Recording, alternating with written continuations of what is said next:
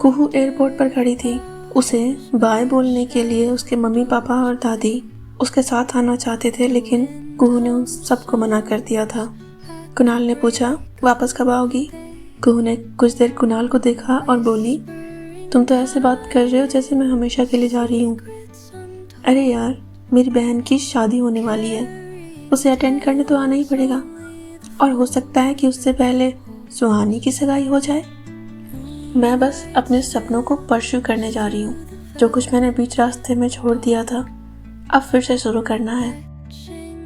कुहू ने आंख मारी तो कुणाल ने हंसकर कहा, यह तो गलत बात है। मैं तो सोच रहा था तुम्हारे साथ एक्स्ट्रा मैरिटल अफेयर करने का। क्या यह पॉसिबल नहीं है? कुहू ने कुणाल के कंधे पर मुक्का मारा और बोली, जब तुम मेरे साथ थे तब तुम उसके बारे में सोचते थे। आज जब उसके हो गए तो मेरी तरफ देख रहे हो। मार खाओगे मेरे हाथ से। कुणाल भी हंस पड़ा और बोला, तुम्हारे हाथ से सिर्फ मार खाऊंगा, वो तो मेरी जान ले लेगी। बहुत खतरनाक है वो, देखा है मैंने उसे। मेरी आंखों के सामने उसने किसी का गला काट दिया था। मेरे से तो भुला ही नहीं भूलता। कुहू के लिए इसमें कोई हैरानी वाली बात नहीं थी। वो बोली, सेंसिटिव है, ज़्यादा बात नहीं करती।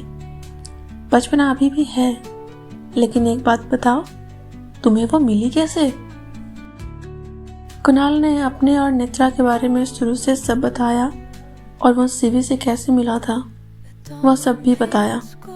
कुहू को आश्चर्य भी हो रहा था और हंसी भी आ रही थी। कुणाल बोला, 1 साल तक मैं ढूंढता रहा उसे, पूरे 1 साल कहीं नहीं मिली। और जब सारी उम्मीद हार चुका था और हमारी सगाई हो चुकी थी, तब जाकर वो मुझे दिखी। वो भी कहाँ? अपने ससुराल में, मतलब अपने होने वाले ससुराल में। कुहू ने हंसते हुए पूछा, मतलब नेत्रा और मैं तुम्हारे पीछे थे और तुम हम दोनों बहनों को छोड़कर शिवी के पीछे पड़े थे। बढ़िया है। ये बात शिवी को पता है ना? कुहू ने पूछा।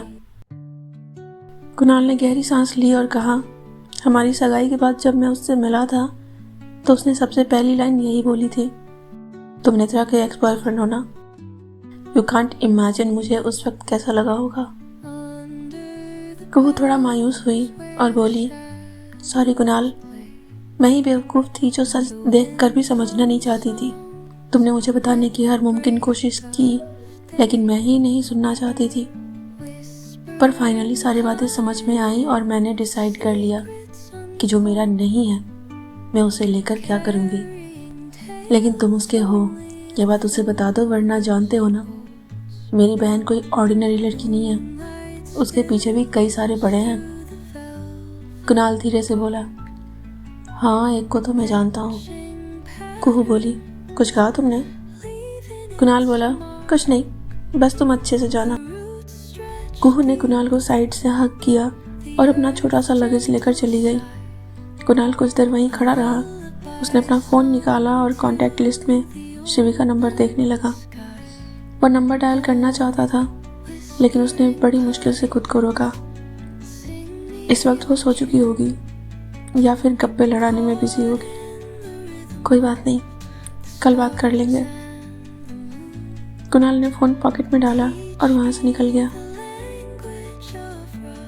कुहू के जाने के बाद पूरा घर शांत पड़ा था।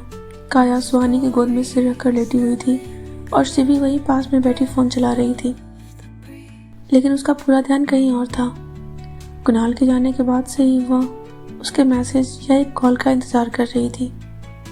अब तो फ़ोन चलाना भी उसे बोर कर रहा था। सुहानी बोली, कुहू दी के जाने के बाद सब कुछ कितना शांत लग रहा है ना। काया भी अपने फ़ोन में ही लगी थी। उसकी किसी से बातें चल रही थी। कीबोर्ड की खटखटाहट से सुहानी ने झुंझलाकर उसके हाथ से फ़ोन छीना और तकिए पर पटकते हुए बोली, मैं यहाँ सीरियस हूँ और तुझे बस अपनी चैटिंग से फुर्सत नहीं मिलती।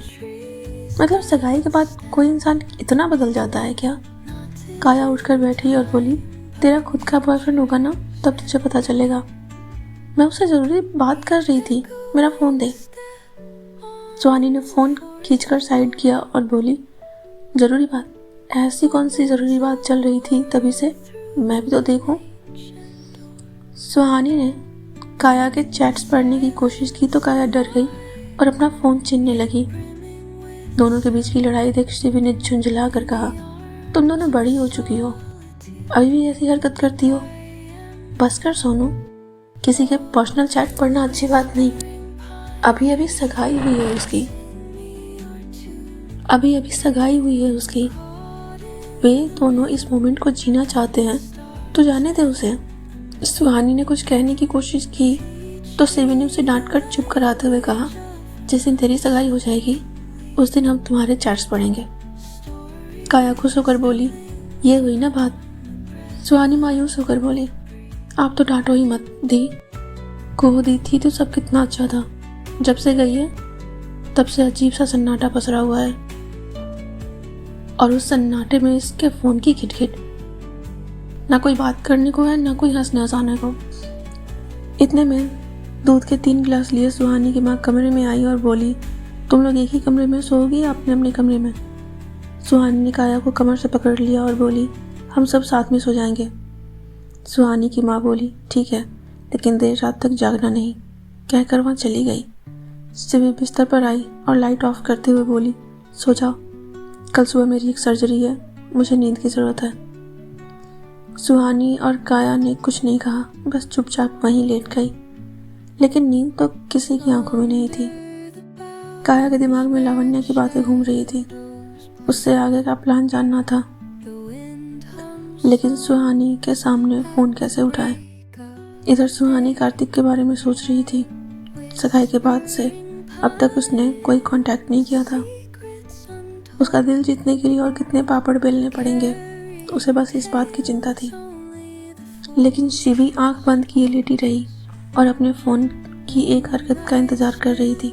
जब से वो गया था, कुणाल का ना तो कोई कॉल आया, ना ही मैसेज। शिवी बेचैन हो उठी।